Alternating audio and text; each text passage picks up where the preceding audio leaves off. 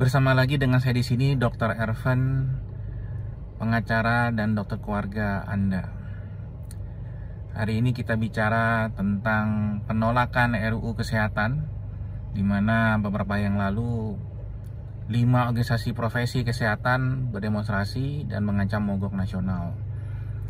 Seperti yang kita tahu, yang mendukung RUU ini malah ada 23 koalisi organisasi sekarang. Kenapa kita harus dukung RUU ini? Karena sebenarnya berita yang beredar di masyarakat itu kebanyakan hoax. Salah satunya antara lain tentang pelindungan hukum bagi tenaga kesehatan. Justru undang-undang yang existing, yang masih berlaku sekarang inilah yang malah kurang melindungi tenaga kesehatan. Dulu kami pernah protes pasal 66 Undang-Undang Praktek Kedokteran tahun 2004, di mana di situ tertulis walaupun pasien atau keluarganya bisa melaporkan dokter ke Majelis Kehormatan Disiplin Kedokteran Indonesia, namun masih bisa mempidanakan dan memperdatakan dokter. Nah, ini kan malah lebih bahaya. Justru di RUU yang baru ini malah melindungi tenaga kesehatan, bukan hanya dokter, tapi juga apoteker, perawat, bidan, dan lain-lain, karena mengutamakan alternatif penyelesaian sengketa di luar pengadilan.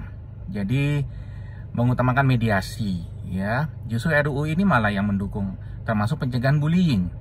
Nah, ini belum pernah ada di RUU atau undang-undang yang lain sebelumnya. Jadi banyak hoax gitu ya. Demikian juga tentang dokter asing, yang diutamakan oleh negara nanti justru WNI yang dokter umumnya di Indonesia lulusnya, tapi ngambil spesialis di luar negeri.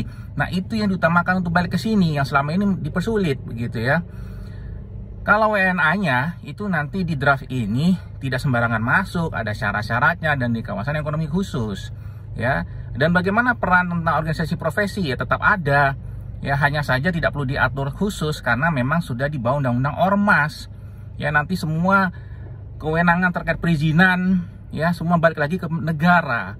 Karena dulu karena euforia demokrasi, ormas-ormas diberikan wewenang, dan sekarang setelah dievaluasi banyak oknum yang menyalahgunakan.